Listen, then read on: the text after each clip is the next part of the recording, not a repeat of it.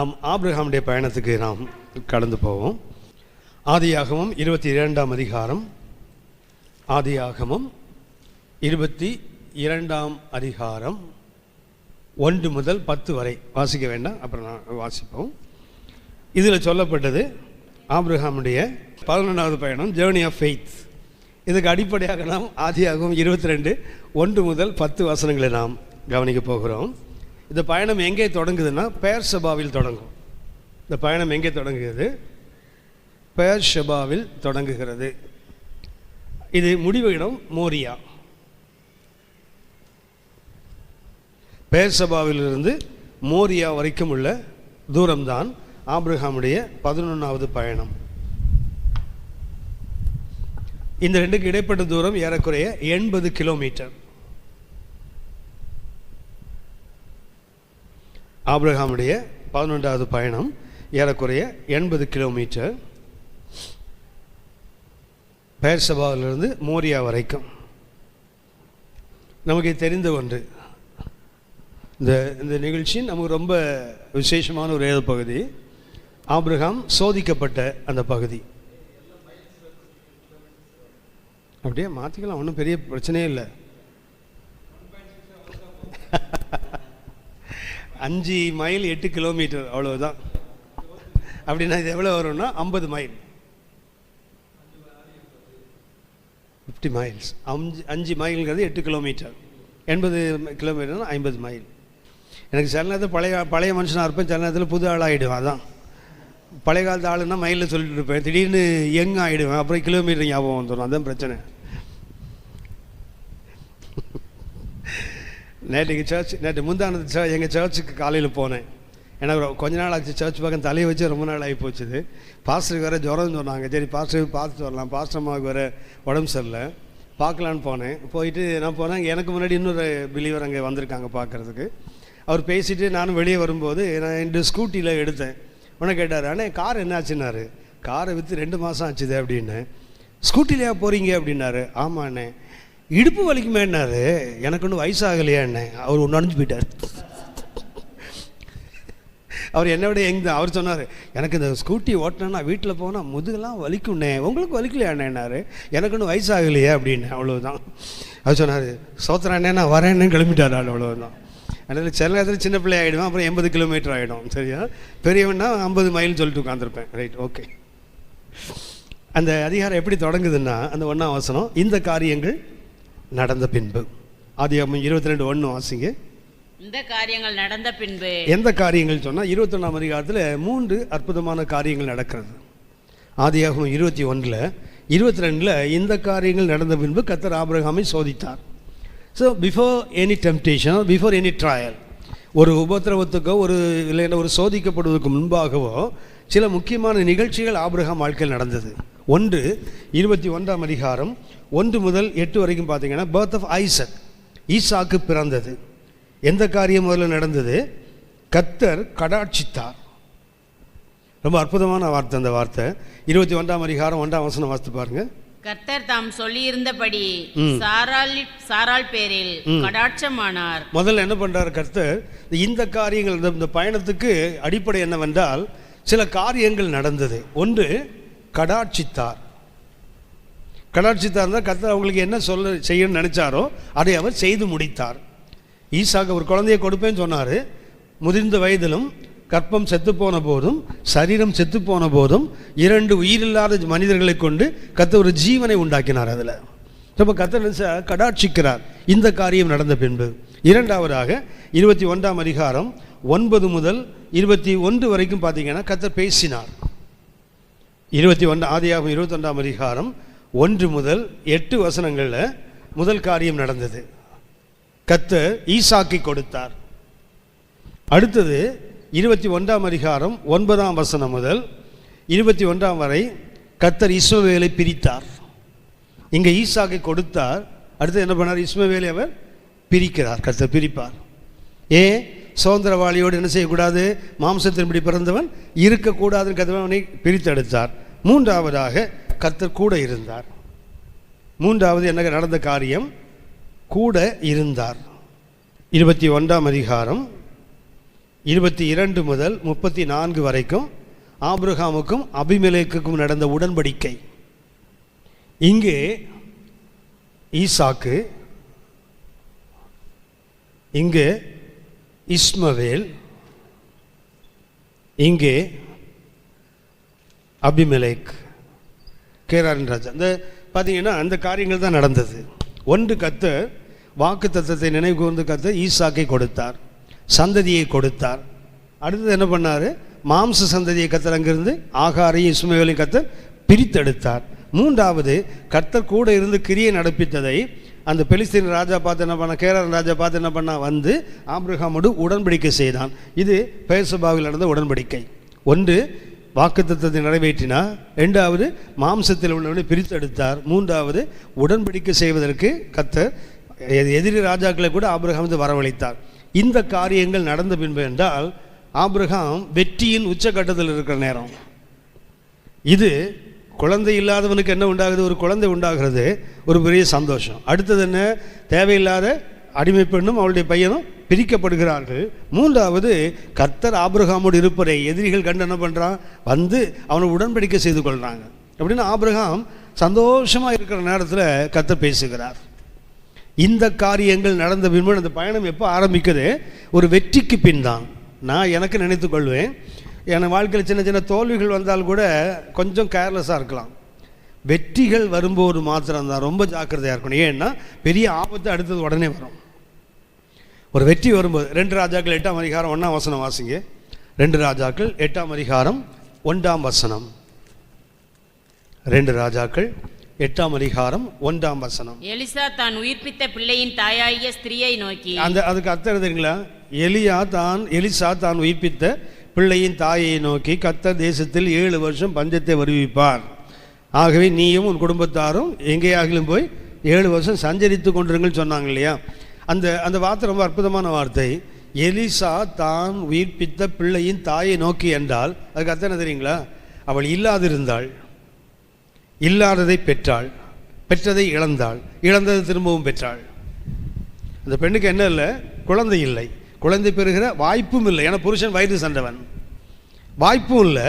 அந்த வாய்ப்பற்ற ஒரு நிலையில் கர்த்தர் என்ன செய்கிறார்? அவனுக்கு ஒரு வாக்குத்தத்தத்தை கொடுத்து ஒரு பிள்ளையை கொடுக்கிறார். பெற்ற குழந்தை என்ன பண்ணிட்டா? செத்து இழந்துட்டான். இழந்ததை மறுபடியும் தேவ கிருபையினாலே பெற்றுக்கொள்ளுகிறாள். பெற்ற போது எப்படி இருப்பா தெரியுங்களா? இல்லாமல் பெற்ற போது சந்தோஷம், பெற்றதை இழந்த போது துக்கம், துக்கத்துக்கு அப்புறம் என்ன உண்டாகுது? இழந்து திரும்பவும் பெற்றுக்கொண்டாள். சந்தோஷத்தின் உச்சக்கட்டம். இந்த உச்சக்கட்டத்தில் இருக்கும்போது அவளுக்கு ஒரு சத்தம் வருகிறது, கர்த்தர் உன் தேசத்தில் 7 வருஷம் பஞ்சத்தை வருவிப்பார். அப்படின்னா வெற்றியின் இல்லை என்றால் சந்தோஷத்தின் உச்சக்கட்டத்தில் இருக்கும்போது மிக எச்சரிக்கையாக இருக்க வேண்டும். அடுத்து தொடர்ந்து ஒரு பெரிய ஆபத்து வருவதற்கு அதிக வாய்ப்பு. ஆபிரகாமுக்கும் அதுதான் நடக்கிறது.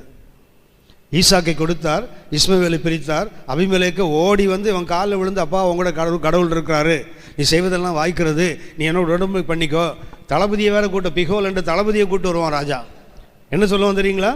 நீ எனக்காகிலும் என் பிள்ளைகளுக்காகிலும் சந்ததிக்காகிலும் துன்பத்தை உண்டாக்கக்கூடாது. அந்த அளவுக்கு பயப்படுறான். அப்போ ஆபிரகாம் சந்தோஷத்தின் உச்சக்கட்டத்தில் இருக்கும்போது அவனுக்கு என்ன வருகிறது? ஒரு பயணம் தொடங்குகிறது. அந்த பயணத்துக்கு அந்த 12வது பயணத்துக்கு பண்ணால் ஜேர்னி ஆஃப் ஃபெய்த், விசுவாச பயணம். 11th journey of Abraham. அது என்ன சொன்னால் ஜேர்னி ஆஃப் ஃபெய்த். இது என்ன பயணம்? ஜேர்னி ஆஃப் ஃபெய்த், விசுவாச பயணம். ஆபிரகாமுடைய 12வது பயணத்துக்கு பேர் என்ன பேர்னா ஜேர்னி ஆஃப் ஃபெய்த். பொதுவாக இந்த பகுதிக்கு நிறைய வேத பண்டிதர்கள் கொடுக்க பேர் என்னதுங்களா? ஆபிரகாமின் கல்வாரி, கால்வரி ஆஃப் ஏப்ரஹாம். எப்படி இயேசு சிலுவை சுமந்து கொண்டு மலையில் ஏறி போனாரோ அப்படி இவனும் சிலுவை சுமந்து கொண்டு ஏறி போயிருக்கிறான். ஆபிரகாமின் சிலுவை பயணம். இந்த இதுக்கு இன்னும் சரியாக சொல்ல போனால் பெயர்சபாவிலிருந்து புறப்பட்டார் இல்லையா? மியோரியா வரைக்கும் போனார். 3 நாள் பிரயாணம் பண்ணி போனார். போன போது என்ன பண்ணுறான்? வீட்டிலேருந்தே கட்டை எடுத்துகிட்டு போகிறான் பாருங்களேன். வீட்டிலேருந்தே லைவ் கோல் எடுத்துகிட்டு போகிறான், வீட்டிலேருந்தே கத்தியை எடுத்துகிட்டு போகிறான். எல்லாத்தையும் ஆயத்தம் பண்ணி என்ன பண்ணுறான்? 3 நாள் பயணம் பண்ணி மோரியா மலையில் போய் அங்கே பலி செலுத்த தானே போகிறான். அப்படி இதுக்கு வழக்கமாக என்ன சொல்லுண்டு? கால்வரி ஆஃப் ஏப்ரஹாம், ஆபிரகாமின் கல்வாரி பயணம், விசுவாச பயணம். இன்னொன்று என்ன சொல்லலாம் இதுக்கு? ஆபிரகாமுடைய கல்வாரி பயணம். உண்மைதானது. அந்த கல்வாரியை அந்த ஆபிரகாம் எப்படி மேற்கொண்டார் என்பது தான் நம்ம இதில் கற்றுக்கொள்ள வேண்டிய பாடம். சரியா? இதை தொடர்ந்து நாம் கவனிப்போம். என்னென்னா இந்த காரியங்கள் நடந்த இந்த அதிகாரத்தில் ஒரு விஷயம், இந்த அதிகாரத்தில் ஒரு விசேஷம் என்னென்னா 22:1 வாசிங்க திரும்ப. இந்த காரியங்கள் நடந்த பின்பு தேவன் ஆபிரகாமை சோதித்தார். 20ஆம் வசனம் வாசிங்க. 22:20. இந்த காரியங்கள் நடந்த பின்பு மறுபடியும் இந்த காரியம் வருது பாருங்களேன். 1ஆம் வசனத்து இந்த காரியம் எது 21ஆம் அதிகாரத்தில் நடந்தது. 22 பார்த்தீங்கன்னா இந்த காரியம் நடந்த பின்பு. எந்த காரியம்? ஆபிரகாம் தன் கல்வாரியை சந்தித்து ஈசாக்கு பாவனையாக உயிர் தெழுந்து கொண்டு வராங்களே, வந்த பிறகு இங்கே என்ன இருக்குது? ஒரு மணவாட்டி ஆயத்தம் பண்ணப்படுகிறாள். யார்? ரெபேக்கா. அப்போ தான் இன்ட்ரடியூஸ் ஆகிறாங்க. புரியுதா உங்களுக்கு? கல்வாரியை சந்தித்த பிறகு தான் இயேசுக்கு யார் வந்தது? மணவாட்டி. ஆமென், ஆமென். கல்வாரியை சந்தித்த பிறகு தான் இயேசுக்கு விழா பிளக்கப்பட்ட போது தான் சபை உண்டாயிட்டு. அதுபோல் ஈசாக்கு மலையில் கொண்டு போய் அவன் பாவனையாக உயிரோடு எழுப்பப்பட்டான். கொல்லலை, கொன்னதாக எடுக்கப்பட்டு அவன் எடுத்துக்கப்பட உயிர்த்தெழுதல் தான். உயிர்த்தெழுதுக்கு அப்புறம் என்ன கிடைக்குது? இந்த காரியங்கள் நடந்த பின்பு, உயிர்த்தெழுதல் நடந்த பின்பு ஒருத்தன் வந்து சொல்கிறான், அவன் மில்கால் ஒரு பெண்ணை 8 பேர் போட்டிருக்குது. 8 பேரில் யார் பேர்? ஒரு பொம்பளை, ஒரே ஒரு பெண்ணோட பேர் தான் போட்டிருக்கு. அது யாருன்னா ரெபேக்காள். அப்படின்னா இந்த கல்வாரியை சந்தித்த பின்பு நடக்கிற அனுபவம் என்னவென்றால், எப்படி கிறிஸ்துவுக்கு கல்வாரிக்கு பின் மணவாட்டி கிடைத்ததோ அதே போல் ஈசாக்குக்கும் இந்த கல்வாரிக்கு பிறகு என்ன கிடைக்கிது? ஒரு மணவாட்டி அறிமுகப்படுத்தப்படுகிறாள். வேதாகமும் பார்த்தீங்கன்னா கொஞ்சம் கூர்ந்து கவனித்து பார்த்தீங்கன்னா ஒவ்வொரு சின்ன சின்ன அணுவையும் என்ஜாய் பண்ணலாம். ஆதியாகமம் 17:1 பார்த்தீங்கன்னா ஒரு வேசி அறிமுகப்படுத்தப்படுவாள். ஆதியாகமம் ஒரு அதாவது திரளான தண்ணீர்கள் மேலே ஒரு மகா வேசி உட்கார்ந்துருக்கிறான்னு காட்டப்படும். ஆதியாகமம் 2ஆம் அதிகாரத்தில் பாருங்கள், ஒரு பரிசுத்தவாட்டி கொண்டு வரப்படுகிறாள். யார்? ஏவாள். ஒரு பரிசுத்த மணவாட்டி. ஆதாம் தூங்கிட்டு இருப்பார். கர்த்தர் என்ன பண்ணுவார்? அவருக்கு ஒரு மணவாட்டி உருவாக்கி அவனை தட்டி எழுப்பி வந்திருக்காப்பார். ஸோ ஒரு பரிசுத்தவாட்டி, ஒரு பரிசுத்த ஒரு மனைவி அறிமுகப்படுத்தப்பட 1ஆம் அதிகாரத்தில். அதை வெளிப்படுத்த விசேஷம் முடிய போகிற பகுதியில் பார்த்தீங்கன்னா ஒரு வேசியும் அறிமுகப்படுத்தப்படுகிறார். அதுக்கு அர்த்தம் என்னென்னா, உருவாக்கும் போது கர்த்தர் நல்லா தான் உருவாக்குனார். ஓடி ஓடி என்னாச்சு? கடைசியில் வேசியாக மாறி போகிற ஒரு அவல நிலை. என்ன விசேஷம்னா, கர்த்தர் தன் பிள்ளைகளை பரிசுத்தவாட்டியாகவே அலங்கரிக்க விரும்புகிறாள். இந்த அலங்காரத்தை பெற்று பெற்று பெற்று கடைசி என்ன பண்ணுறாங்க தெரியுங்களா? வேசியாகவே மாறி போயிடுறாள். வேதத்தில் நிறைய உதாரணங்கள் உண்டு. எசேக்கியேல் 16ஆம் அதிகாரம் வீட்டில் வாசித்து பாருங்கள். எருசலேமினுடைய பிறப்பின் வர்த்தமானத்தை கற்று சொல்லிட்டு வருவார். நீ பிறந்த நாளில் உன் தகப்பன் ஏத்தியன், உன் தாய் ஏத்தித்தி, நீ பிறந்த நாளிலே உன் தொப்புள் அறுக்கப்படவில்லை, நீ தண்ணீர்னால் கழுவப்படலை, உப்பினால் சுத்திகரிக்கப்படவும் இல்லை, நீ குடல்கள் அந்த தாயின் அந்த கொடி கூட அறுக்கப்படலை, அப்படியே குப்பை தொட்டியில் போட்டிருக்கிறாங்க. கர்த்தர் கடந்து போனார். பார்த்தபோது பரிதாபம், ரத்தத்தில் கிடக்கிற உன்னை பார்த்து பிழைத்திரு என்று சொன்னேன். திரும்பி போனார் கர்த்தர். திருப்பி வரும்போது வளர்ந்து விட்டாள், வனப்பமாகி விட்டாள், ஆனால் நிர்வாணியாக கிடக்கிறாள். கர்த்தர் என்ன பண்ணாதுங்களா? தன்னுடைய ஆடையை கலத்தி அவளை மூடினாள். இன்னும் சொல்ல போனால் தன்னை நிர்வாணி ஆக்கியாகிலும் அவளை என்ன செய்யணும்? அலங்கரிக்க வேண்டும் என்று விரும்பினார். அந்த அலங்காரத்தை பார்த்தீங்கன்னா அவ்வளோ அலங்காரத்தை கொடுத்தாலே கெட்டு போயிடுவான் நிறைய பேர். எனக்கு தெரிந்து கர்த்தருடைய பிள்ளைகள் அநேகருக்கு பிரச்சனை என்ன தெரியுங்களா? கர்த்தர் கொடுக்குற ஆசீர்வாதமே நிறைய பேருக்கு கேடாக மாறி போயிடுது. கர்த்தர் ஓரளவுக்கு வச்சுருக்கும் போது ஒழுங்காக இருக்கிறாங்க. கர்த்தருடைய ஆசீர்வாதம் பெருகும் போது அவனுக்கு பைத்தியம் முடிச்சிருது, என்ன செய்யறதுன்னு தெரியல. நல்லா கவனிச்சு பாருங்கள். ரட்சிக்கப்பட்ட உடனே சபையில் 7 நாளில் 8 நாள் வந்து உட்காந்துருப்பான். பார்த்துருக்கீங்களா? 8ஆவது நாள் இல்லையான்னு வருத்தப்படுவான். சபையில் இன்றைக்கி ஒன்றும் இல்லையா? அது எப்போ ஆரம்பத்தில் கொஞ்சம் சபையில் வந்து வசனத்தை கேட்டு கொஞ்சம் துளுத்துட்டுன்னு வச்சிங்களேன், ஞாயிற்றுக்கிழமை வர்றது ஏசுநாதருக்கு புண்ணியம் செய்ய வர மாதிரி வருவான். 8:30 மணி சர்வீஸுக்கு 9:15 வந்து தெனாவட்டம் வந்து நின்றுட்டு இருப்பான். ஏன்னா கொஞ்சம் உடம்புல கொஞ்சம் ஈர பசம் வந்துட்டுல. இதுதான் கர்த்தர் கொடுக்குற ஆசீர்வாதமே நிறைய தேவ ஜனங்களுக்கு உபத்திரவங்களாகவே மாறி போகிறது. அது வருத்தத்துக்குரியது தான், ஆனால் உண்மை அதுதான். கர்த்தர் ஒருத்தையை மணவாட்டியாக அலங்கரிக்கிறார். அது என்ன அதுங்களா? அலங்கரித்தாலேருந்து கடைசியில் பார்த்தா அது வேசியாக மாறி நிற்குது. அது எசேக்கியேல் 16ஆம் அதிகாரம் எனக்குன்னு நான் பர்சனலாக அதை எடுத்து வச்சுருக்க பகுதி. கர்த்தர் ஒவ்வொரு சின்ன சின்ன அலங்காரம் எவ்வளவு மைன்யூட்டாக பண்ணுவார் தெரியுங்களா? அதை வாசிக்க வேண்டாம், அந்த பகுதியை குறித்து கொள்ளுங்கள். எசேக்கியேல் 16ஆம் அதிகாரம், எசேக்கியேல் 16ஆம் அதிகாரம் தொடக்கத்திலேருந்தே வாசிக்கணும், ஆனால் வாசிக்க வேண்டாம். அதுக்கு கர்த்தர் அலங்கரித்ததை மாத்திரம் வாசிங்க. 16ஆம் அதிகாரம் 9ஆம் வசனத்தை வாசிங்க. நான் உன்னை ஜலத்தினால் முழுக்காட்டி ஜலத்தினால் முழுக்காட்டி உன்னை இரத்தமர ஸ்நானம் பண்ணிவித்து உனக்கு எண்ணெயை பூசி சித்திரை தையல் ஆடையை உனக்கு உடுத்தி சாயந்தீர்ந்த பாதரட்சைகளை உனக்கு தரித்து கட்ட மெல்லிய புடவையையும் மூடிக்கொள்ள பட்டு சால்வையும் உனக்கு கொடுத்து உன்னை ஆபரணங்களால் அலங்கரித்து உன் கைகளிலே கடகங்களையும் உன் கழுத்திலே சரப்பணியையும் போட்டு உன் நெற்றியில் நெற்றி பட்டத்தையும் உன் காதுகளில் காதணியையும் உன் தலையின் மேல் சிங்காரமான கிரீடத்தையும் தரித்தேன். இவ்விதமாய் பொன்னினாலும் வெள்ளியினாலும் நீ அலங்கரிக்கப்பட்டாய். உன் உடுப்பு மெல்லிய புடவையும் பட்டும் சித்திரை தையலை ஆடையுமாய் இருந்தது. மெல்லிய மாவையும் தேனையும் நெய்யையும் சாப்பிட்டாய். நீ மிகவும் அழகு உள்ளவளாகி ராஜ்யத்தை சுதந்திரிக்கும் ஸ்லாக்கியத்தையும் பெற்றாய். உன் அழகினாலே உன் கீர்த்தி புறஜாதிகளுக்குள்ளே பிரசித்தமாயிற்று. நான் உன்மேல் வைத்த என் மகிமையினாலே அது குறைவற்றதாய் இருந்தது என்று கர்த்தராகிய ஆண்டவர் சொல்லுகிறார். நீயோ வென்றால் உன் அழகை நம்பி உன் கீர்த்தினால் சோர மார்க்கமாய் நடந்து வழிபோக்கரில் உனக்கு நேர்பட்ட யாவரோடும் வேசித்தனம் பண்ணி பரிசுத்த மணவாட்டியாக அலங்கரிக்க கர்த்தர் தொடங்கினார். அந்த அலங்காரம் அவளை எங்க கொண்டு போயிருந்தாங்களா? வேசியா மாற்றி வச்சு பாருங்களேன். இது யாரை குறை சொல்லணும்னா கர்த்தர் தான் குறை சொல்லணும். இப்போ ஏன் இவ்வளவு கொடுத்தீங்க அவனுக்கு? அவனை தொங்க விட்டுருந்தா ஒழுங்கா இருந்திருப்பான்ல. அடுத்த வேளை சாப்பாட்டுக்கு சோத்திரம் ஆண்டவரேன்னு வெறும் தட்டை தூக்கி வச்சா ஒழுங்காக சோத்திரம் பண்ணிட்டு இருந்திருப்பான்ல. 3 வேளை சாப்பாட்டையும் ஒரே வேளையில் கொடுத்தா அவனுக்கு கொழுப்பு சுத்தாமல் வேறு என்ன பண்ணுவான் அவன்? உபாகமம் 33 அதிகாரம் எடுங்க.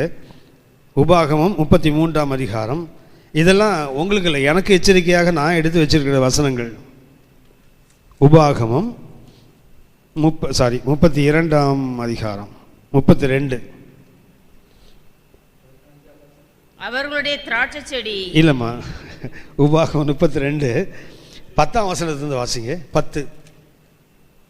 பாழான நிலத்திலும் ஊளை இடுதலிலுள்ள வெறுமையான அவாந்தர வெளியிலும் அவர் அவனை கண்டுபிடித்தார். அவனை நடத்தினார், அவனை உணர்த்தினார், அவனை தமது கண்மணியைப் போல காத்தருளினார். கழுகு தன் கூட்டை கலைத்து தன் குஞ்சுகளின் மேல் அசைவாடி தன் செட்டைகளை விரித்து அவைகளை எடுத்து அவைகளை தன் செட்டைகளின் மேல் சுமந்து கொண்டு போகிறது போல கர்த்தர் ஒருவரே அவனை வழி நடத்தினார். அந்நிய தேவன் அவரோட இருந்ததில்லை. 13ஆம் வசனம் பாருங்களேன். பூமியில் உள்ள உயர்ந்த ஸ்தானங்களின் மேல் அவனை ஏறி வர பண்ணினார். எங்க இருந்தா?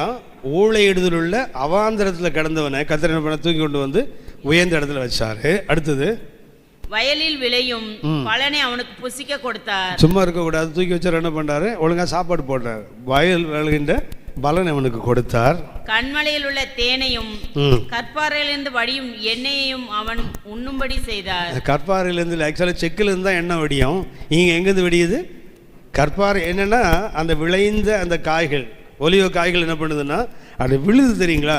விழும்போதே பாறையில் விழுந்து என்ன ஆகுதுன்னா உடஞ்சி அதுலேருந்து ரத்தம் அந்த எண்ணெய் வருது. அதாவது ஆலையை ஆடி தான் எண்ணெய் வரணும், இல்லை இடித்து தான் புளியணும். இது என்ன தெரியுங்களா? கண்மலையிலேருந்து எப்படி வடியும்? பாறையிலேருந்து எங்கே எண்ணெய் வடியுமா? வடியாது. எப்படின்னா அந்த காய்கள் விழுது இல்லையா, அந்த அளவுக்கு அது முத்தி அது விளைந்த காய்கள் விழும்போது என்னன்னா அது உடைஞ்ச போது என்ன ஆகிடுன்னு சொன்னால் பாறையிலேருந்தே எண்ணெய் வடியுதான். அதாவது அன்அடல்ட்ரேட்டட் ஆயில். அது மனுஷன் கை கூட படலை. இப்போ சில இதுக்கு இந்த மினரல் வாட்டருக்கு சொல்கிறான்ல, மனித கைகள் படாது அப்படிலாம் சொல்கிறானே. கர்த்தர் தான் முதல் ஆள் இப்படி கொடுத்தது. என்ன பண்ணான்னா கைகளே படாமல் கண்மையிலிருந்து எண்ணெய் வடிகிற மாதிரி கொடுத்தாராம். அடுத்தது பசுவின் வெண்ணெய், ஆட்டின் பால், பாசானில் மேயும் ஆட்டுக்குட்டிகள், ஆட்டுக்கடாக்கள், வெள்ளாட்டு கடாக்கள், இவைகளுடைய கொழுப்பையும். இது சும்மா இல்லை, கொழுப்பை கொடுக்குறாராம். அடுத்தது கோதுமை, சாதாரண கோதுமை இல்லை, ரேஷன் கோதுமை இல்லை, பஞ்சாப் கோதுமை இல்லை, கொழுமையான கோதுமை.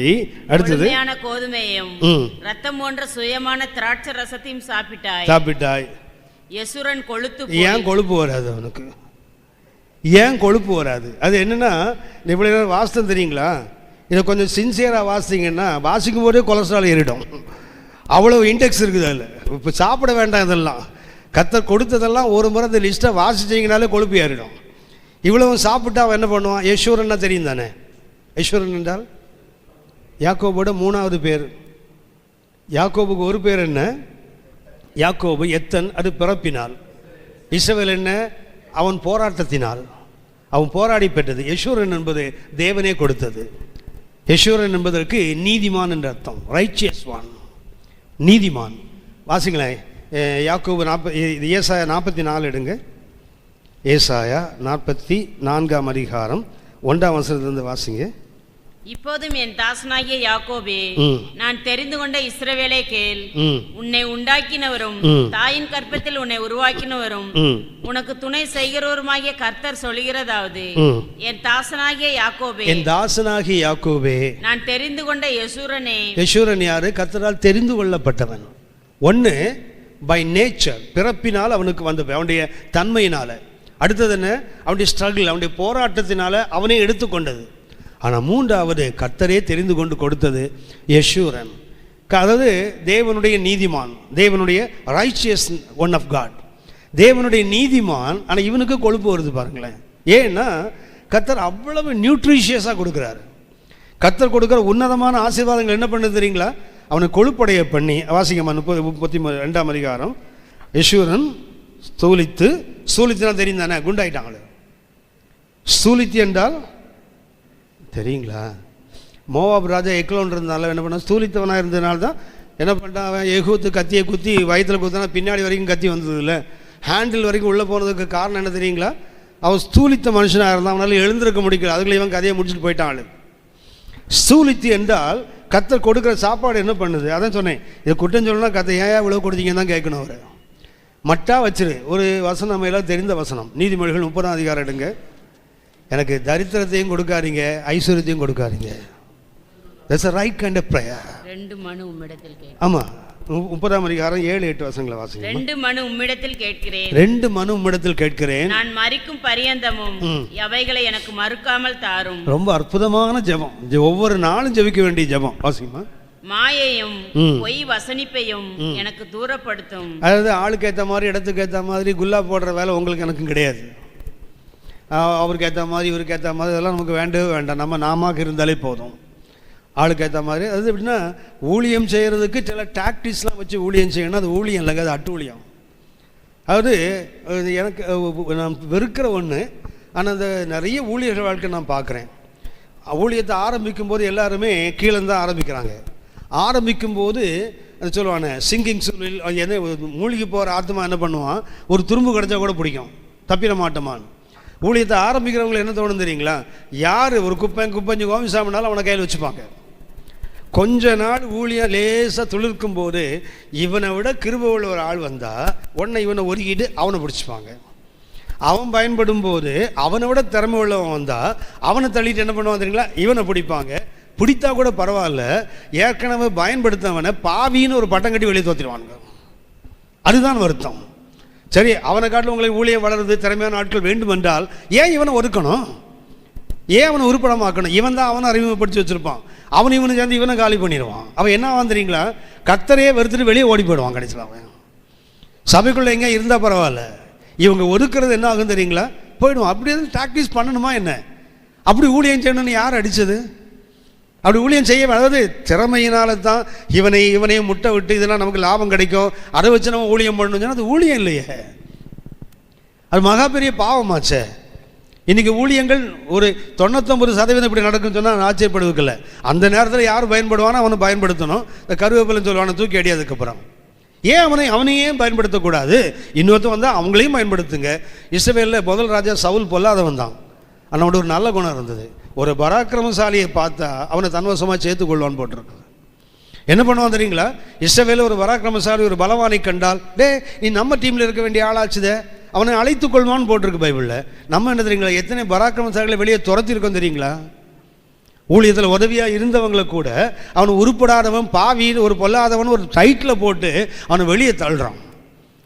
ரொம்ப வருத்தத்துக்குரியது. சரி, போகட்டும். இவன் என்ன பண்ணுறான், எல்லாத்தையும் வாங்கிட்டு யாரை உரைச்சான் தெரியுங்களா? அந்த வசந்த வாசிங்கம்மா. 32 உபாகமம் 32.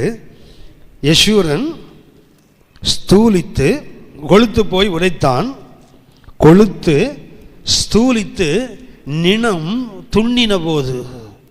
நினம்னா அந்த கொழுப்பு இருக்குது. நம்ம ஊரில் சொல்லணும், கொழுப்பு குடலை முறுக்குதும்பான்ல. ஒரு முறை சிஸ்டர் பத்மா முதலியார் இருக்காங்க இல்லையா, அவங்க அப்போது சீர்நேரங்க இருந்த நாட்கள். அதில் அந்த பேரின்ப பெருவிழாவில் இந்த சிஸ்டர்ஸுக்குன்னு ஒரு நாள் ஒதுக்குவாங்களே, அதில் ஒரு நாள் அவங்க பேசினாங்க. அப்போ அவங்க சொன்னாங்க, கிறிஸ்தவனுக்கு எல்லாவனுக்கும் குடலில் தானே கொழுப்பு, இவனுக்கு எலும்பில் கொழுப்புன்னாங்க. கிறிஸ்தவனுக்கு கொழுப்பு எங்கே இருக்குதான்? எலும்புக்குள்ளே. உலகத்தில் குடலில் தான் இருக்கும். நம்மளுக்கு எலும்பையே முறுக்கும். ஏன்னா ஒரு எலும்புகளை நினமுள்ளதாக்குவார், அந்த வசதியாக சொன்னாங்க. அதை எலும்புக்குள்ளே என்ன இருக்குமா? கொழுப்பான். குடலில் கொழுப்பு இருந்தாலே அது போடுற ஆட்டம் வேறு. எலும்புக்குள்ளே கொழுப்பு போனவன் என்னத்துக்கு ஆவான்? அவன் ஒருத்தனையும் விட மாட்டான். இவனுக்கு என்ன ஆகுது தெரியுங்களா? இவன் கொழுத்தான், என்ன ஸ்தூலித்தான். ஸ்தூலித்த போது என்ன பண்ணான் தெரியுங்களா? ஸ்தூலித்து நினம் துண்ணின போது என்ன கொழுப்பு இருக்குத அது என்ன பண்ண அவனை தூண்டுது, முறுக்குது. துண்ணின போது என்ன பண்ணானா, தன்னை உண்டாக்கின தேவனை, தன் ரட்சிப்பின் கண்மலையை அசட்டை பண்ணினான். கொடுத்தது அவர் தான். ஆனால் யார் அசட்டை பண்ணுவோம் தெரியுங்களா? முதல்ல அவர் தான் அசட்டை பண்ணுவான். அதுதானே யோசித்து பாருங்களேன். மரத்தை தீட்டினா எதில் கூறு பார்க்கணும்? அந்த மரத்துல. ஏன்னா அது இருக்கிற வரைக்கும் நமக்கு பொழப்பு இல்லைல்ல. யார் மூலமாக நம்ம மேலே வந்தோமோ அவனை காலி பண்ணினா தான் நம்ம பெரிய ஆளாக இருக்க முடியும். இல்லைன்னா அவன் சொல்லுவானே, இவர் தெரியாதா நான் தான் கொண்டு வந்தேன்னு சொல்லுவான்ல. அவனை காலி பண்ணிட்டா சொல்கிறதுக்கு நாதி இருக்காது இல்லை. நல்லா கவனிச்சு பாருங்கள். சில விசுவாசிகள் ஊழியர்களும் சரி, தாழ்ந்த நிலையிலேருந்து மேலே வராங்க இல்லையா, வந்த பிறகு அவங்க தாழ்ந்த நிலையில்தான் சொன்னதுக்கு அவங்களுக்கு பிடிக்காது. பழைய விசுவாசி இருந்தால் என்ன ஆகும்? இவர் தெரியாதான்னுவான்ல. ஆனால் அவனை முதல்ல காதை பிடிச்சி வெளியே அனுப்பிவிட்டால் பிரச்சனை இல்லைல்ல. நிறைய ஊழியர்கள் வளர்ந்த விசுவாசிகள் சபையில் இருக்கிறது விரும்புவதில்லை. ஆனால் இன்னொன்று இருக்குது, அவன் குடைச்சல் கொடுத்துக்கிட்டே இருப்பான். அவன் இந்த பாஸ்டர் பிரசங்கம் ஆரம்பிக்கிறதுக்குள்ளாடி அவன் பிரசங்கத்தை சொல்லிட்டு இருப்பாங்க உட்காந்து. அவன் கெட்டு போனாலும் பரவாயில்ல, கூட இருக்க 4 பேர் கெடுத்துருவான். இவர் ஆரம்பிப்பார், ஆதாமாகப்பட்டவன் ஆரம்பிப்பார். ஒன்று அவன் சொல்லுவான் பக்கத்தில், அடுத்தது பாரு ஆவியும் மனவாட்டியும் வரான்னு சொல்லுவார் பாரு, கரெக்டாக அவர் அதை சொல்லுவார். இவன் சிரிப்பான் ஆளு. ஒரு முறை ஒரு பட்டிமன்றத்தில் ஆசிரியர்கள் நடத்துகிற பட்டிமன்றம், அதில் ஒரு வாத்தியார் துக்கத்தோடு சொல்கிறார், இந்த 3 வருஷம் 4 வருஷம் ஃபெயிலாகி ஒரு கிளாஸில் இருப்பான்ல, அவனை வச்சு கிளாஸே நடத்த முடியாதான். அவன் கிளாஸில் உட்காந்துருப்பான், அந்த புதுசாக வந்த பசங்க கூட உட்காந்துருப்பானுங்கள. இவர் ஆரம்பிப்பார், சீதையை ராவணன் தூக்கி கொண்டு போன போதுன்னு இவர் ஆரம்பித்த உடனே அவன் சொல்லுவான், டே அந்த ஆள் அடுத்தது இதுதான்டா சொல்லுவாருன்னு சொல்லுவான். சொல்லிவிட்டு அவன் அனுபவப்பட்டான், 4வது வருஷம் கேட்குறான்ல, அவன் கம்முன்னு உட்காந்துருப்பான். அந்த புதுசாக வந்தவன் இருக்கான், அவன் சிரிப்பான். சிரித்த உடனே இந்த வாத்தியார் கோவம் வரும், ஏன்டா சிரிக்கிற? ஒன்றும் இல்லை சார். டே அரைஞ்சண்ணா என்னடா சிரிக்கிற? நீங்கள் எப்படி சொல்லுவீங்கன்னு அவன் முன்னாடியே சொல்லிட்டான் சார். விசுவாசி 4 வருஷம் சபையில் இருந்தான்னு என்ன பண்ணுவான் தெரியுங்களா? நீங்கள் பிரசங்கம் பண்ணும்போதே அவன் ரூட்டை கண்டுபிடிச்சிடுவான். இந்த ஆள் அடுத்தது இந்த வசனத்தை தாண்டா வருவான், அந்த வசனத்தை எடுத்து வச்சுருப்பான். நீங்கள் சொல்கிறதுக்குள்ளே அவன் வார்த்தான்னு வச்சிங்களா, உங்கள் ஆவி காணாமல் போயிடும். ஆஹா கண்டுபிடிச்சிட்டான்டா நம்ம ரூட்டை. ரொம்ப கஷ்டமான வேலை தான். ஆனால் ஒன்று கவனிங்க, கர்த்தர் கொடுக்குற ஆசீர்வாதம் எந்த காலத்திலும் உள்ளதையும் போகக்கூடாது, மண்டைக்குள்ளேயும் போகக்கூடாது, அது வெளியே தான் இருக்கணும். கொடுத்தால் செருப்பு எத்தனை 1000 கொடுத்து வாங்கினாலும் தலையில் வைக்க மாட்டோம்ல, காலில் தானே போடுவோம். கர்த்தர் எத்தனை உயர்ந்த ஆசீர்வாதங்களை கொடுத்தாலும் அதுக்கு ஒரு இடம் இருக்குது, அந்த இடம் தான். இடத்த மாற்றி எப்போதுமே வைக்கக்கூடாது. தலையில் வைக்கிறது தான் தலையில் வைக்கணும், காலில் வைப்பது காலையில் தான் வைக்கணும், மாற்றி வைக்கக்கூடாது. ஐயோ இது 2 லட்ச ரூபா, 2 லட்ச ரூபான்னு அதுக்காக என்ன தலையிலே செருப்பு வச்சுட்டு போவான் எவனாவது? போவதில்லையே. கர்த்தர் தான் கொடுத்தார் ஆசீர்வாதம், அதுக்காக தலைகால் புரியாமல் ஆடுனா சரி போகட்டும். நாங்கள் பாடத்துக்கு வந்துடலாம். ஆபிரகாமை கர்த்தர் சோதித்தார். இந்த ஆவிக்குரிய உலகத்தை பார்க்கும்போது ஒரு பக்கம் கோபம் வருது, ஒரு பக்கத்தில் வருத்தம் வருது, ரொம்ப வருத்தம் வருது. சமீபத்தில் ஊழியத்துக்குள்ளே நுழைஞ்சிருக்கிற ஒரு தம்பி, அவர் வந்து கூப்பிட்டாரு, நான் புதுசாக ஒரு ஊழியம் ஆரம்பிச்சிருக்கேன். சரி தம்பி எனக்கு நடத்துங்க. இல்லை எனக்கு வசனம் அவ்வளோவா தெரியாது, நீங்கள் வந்து வசனம் சொன்னீங்கன்னா நான் வந்து அங்கே கூட்டம் நடத்துகிறேன். நான் சொன்னேன், என்ன நம்பி நீ ஆரம்பிக்கூட, கர்த்தரை நம்பி ஆரம்பி. நான் பைபிள் காலெலாம் படிச்சிருக்கிறேன், 3 வருஷம் பைபிள் காலேஜ் படிச்சிருக்கிறேன், அவனுக்கு பிரசங்கம் பண்ண வராதான். நான் சொன்னேன், அப்புறம் எப்படி சபை நடத்தலான்னு முடிவு பண்ணியிருக்கீங்க? இல்லை கர்த்தர் எனக்கு கிருபை கொடுத்துருக்காரு, கிஃப்ட்டு கொடுத்துருக்காரு, அதை வச்சு நான் பொழைச்சிருவேன்னா. இந்த வார்த்தையை பயன்படுத்தான், கிஃப்ட் இருக்குது அதை வச்சு நான் பொழைச்சிருவேன்னா. எனக்கு கஷ்டமாக இருந்தது. அப்புறம் யோசித்தேன், பரவாயில்ல உண்மையை சொன்னானே, கிஃப்ட்டை வச்சு பொழைப்பேன்னு சொன்னானே, ஊழியம் செய்வேன்னு சொல்லாமல் பொழைப்பேன்னு நல்ல வார்த்தையை சொன்னானே, அது வரைக்கும் அவனை பாராட்டலாம். எனக்கு என்ன ஆச்சுன்னா, ஊழியம் வந்து ஒரு பிழைப்பாகவே மாறி போச்சு. ஊழியம் செய்கிறவனுக்கு பிழைப்பு உண்டு, அதில் மாற்று கருத்தே இல்லை. ஆனால் பிழைப்புக்காக ஊழியம் பண்ணக்கூடாது. ஊழியம் செய்தால் கண்டிப்பாக பிழைப்பு உண்டு. கர்த்தர் சொன்னார், கூலிக்காரனுக்கு கூலி அடுத்த நாள் காலையில் வரைக்கும் கூட வைக்கக்கூடாதுன்னு சொன்னார்ல. அப்படி சொன்னவர் அவர் மாத்திரம் கூலியை வைப்பாரா என்ன? அவருக்கு ஊழியம் செய்தால் அன்றைக்கே அப்பப்போ செட்டில் பண்ணக்கூடிய ஆண்டவர். அசோக்கில் வேலை செய்தால் எனக்கு ஒரு 2 நாள் தான் சம்பளம் மாதத்தில். 1ஆம் தேதி எனக்கு சேலரி, 10ஆம் தேதி எனக்கு இன்சென்டிவ்ஸ்லாம் 2 சம்பளம் எனக்கு. ஆனால் ஊழியத்துக்கு வந்த பிறகு 31 நாளும் சம்பளம், 31 நாளும் மணியும் கிடையாது, நேரமும் கிடையாது. எப்போ தான் கற்றுக் கொடுப்பாருன்னு தெரில.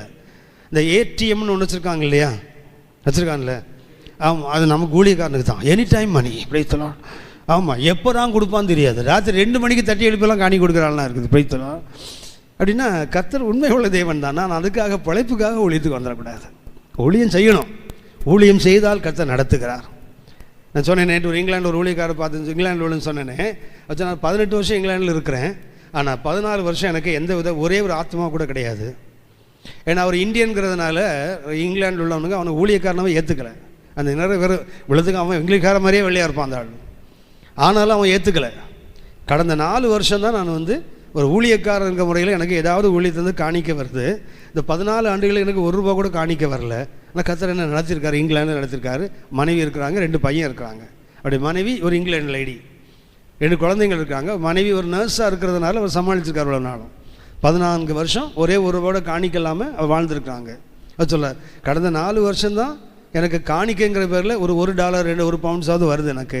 அதுக்கு முன்னாடி அது கூட இல்லை. ஆனால் கர்த்தர் உண்மையிலும் நடத்தி இருக்கிறாரு. அதனால் கர்த்தரை நம்பி வந்தால் யாரையும் அவர் கைவிடுறதில்லை. ஆனால் அதுக்காக ஊழியத்துக்கு வந்துடக்கூடாது. சரி, இப்போது கர்த்தர் கொடுக்குற ஆசீர்வாதமே நிறைய பேருக்கு ஆபத்தாக இல்லை என்றால் தேவையில்லாததாக மாறிப்போக வீழ்ச்சிக்கு காரணம் கர்த்தர் கொடுக்குற ஆசீர்வாதமே மாறி போகிறது. இங்கே வருவோம். கர்த்தர் 3 காரியங்களை செய்தார். 1, கடாட்சித்தார், பேசினார், கூட இருந்தார். கூட இருந்த பிறகு என்ன ஆச்சுன்னு சொன்னால் ஆபிரகாம் சோதிக்கப்படுகிறார். அந்த 1ஆம் வசனம் மறுபடியும் வாசிங்க. இந்த காரியங்கள் நடந்த பின்பு தேவன் ஆபிரகாமை சோதித்தார். சோதித்தார் என்றால் அர்த்தம் என்ன? கர்த்தர் சோதிப்பாரா? கர்த்தர் ஒருவரையும் சோதிக்கிறவர் அல்ல அப்படின்னு வசனம் சொல்லுது. ஐயா, பொல்லாங்கினால் சோதிக்க மாட்டார். குட். அந்த சோதித்தார் என்பதற்கு பயன்படுத்தின எபிரேய வார்த்தையை கவனித்துக் கொள்ளுங்கள். நாக்கா. சோதித்தார் என்பதற்கு பயன்படுத்துகின்ற எபிரேய வார்த்தை நாக்கா. நாக்கா என்றால் சோதித்தல் அல்ல, டெஸ்டிங். நாக்கா என்பது இட்ஸ் a Hebrew word. இந்த காரியங்கள் நடந்த முன்பு கர்த்தர் ஆபிரகாமை சோதித்தான் போட்டிருக்கு இல்லையா, சோதித்தார் என்பதற்கு பயன்படுத்துகின்ற வார்த்தை நாக்கா. இந்த நாக்கா என்றால் ரொம்ப அற்புதமான வார்த்தை. அதுக்கு அர்த்தம் டு ப்ரூவ், நிரூபிக்க. சோதித்தார்னு போடக்கூடாது.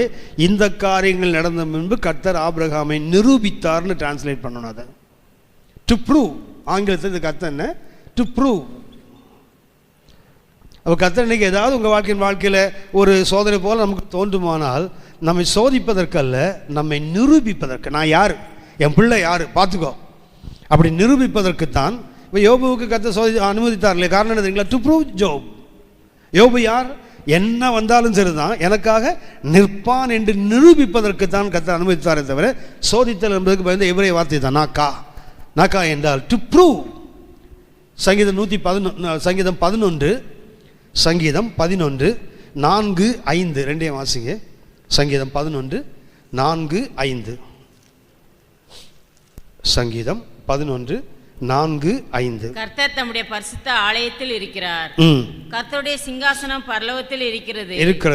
அவருடைய கண்கள் மனுபுத்திரரை பார்க்கிறது. அவருடைய கண்கள் மனுபுத்திரனை பார்க்கிறது. அவருடைய இமைகள் அவர்களை சோதித்து அறிகிறது. தட் இஸ் நாக்கா. சோதித்து அறிகிறது. சோதித்து அறிதல் என்றால் உங்களுக்கு தெரியுங்களேன். ஒன்று ஆங்கிலத்தில் 2 வார்த்தை, ட்ரையல்னு ஒரு வார்த்தை இருக்குது, டெஸ்ட்னு ஒரு வார்த்தை இருக்குது. ட்ரையல் என்றால் சோதித்தல், டெஸ்ட் என்றால் நிரூபித்தல். உதாரணமாக பிளட் டெஸ்ட் பண்ணுறோம்ல, என்ன பண்ணுறோம்? பிளட்டில் எதெல்லாம் இருக்குது எதெல்லாம் இல்லை என்பதை நிரூபிப்பதற்குத்தான். கர்த்தர் சோதித்தார் என்பதற்கு கர்த்தர் என்ன செய்தார்? அவருடைய சிமைகள் மனுபுத்திரனை சோதித்து அறிகிறது. தேவனுக்கு நம்ம தெரியாதுன்னு இல்லை, தேவனுக்கு நம்ம பற்றி நல்லா தெரியும்.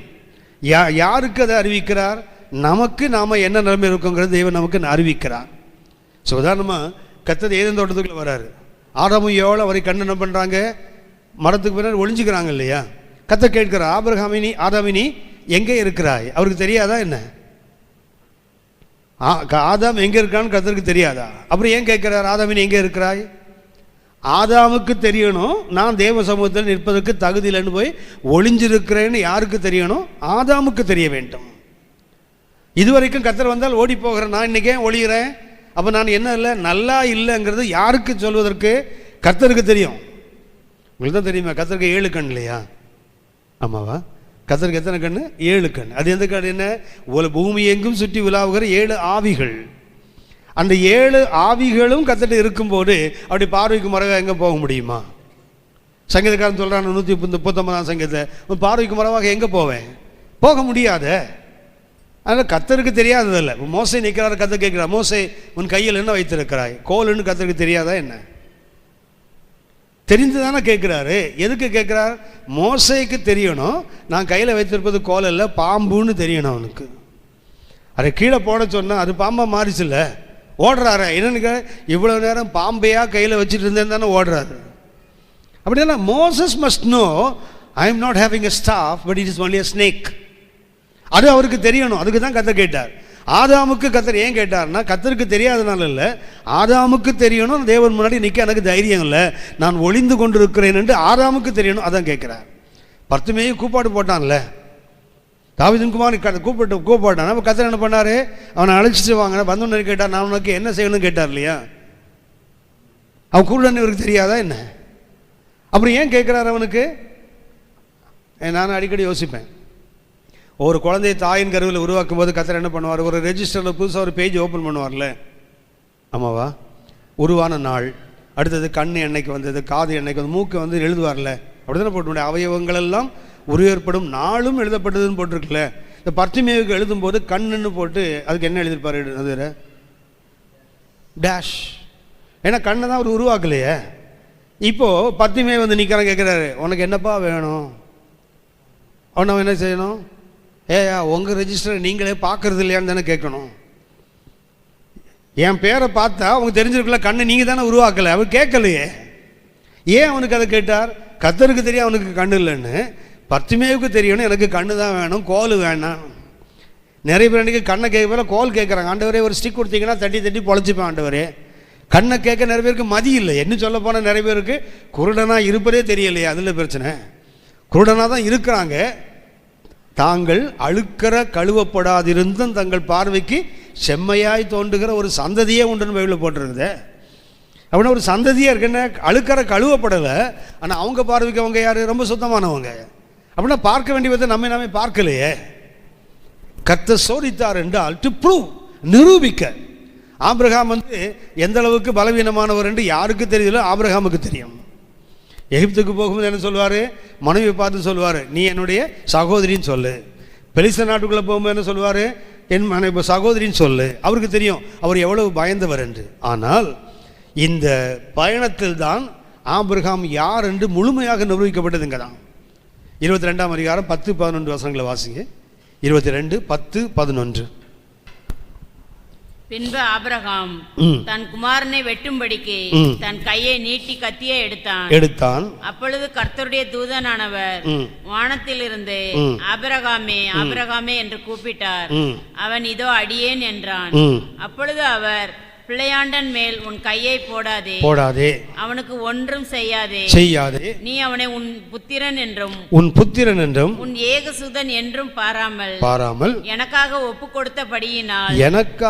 கொடுத்தபடியினால் நீ தேவனுக்கு பயப்படுகிறவன் என்று இப்பொழுது அறிந்திருக்கிறேன் என்றார். அப்ப கர்த்தர் எதுக்கு இதை சோதித்தார்? அறிவதற்கு. யார் அறிவதற்கு? கர்த்தருக்கு தெரியாதுங்கிறதுல ஆபிரகாமுக்கு தெரியணும், நானும் கர்த்தருக்கு முழுமையாக பயப்படுகின்ற. ஆபிரகாமுக்கு எப்போ தெரிந்ததுன்னா இந்த பயணத்தில் தான். சரியா? ஜெபம் பண்ணுவோம்.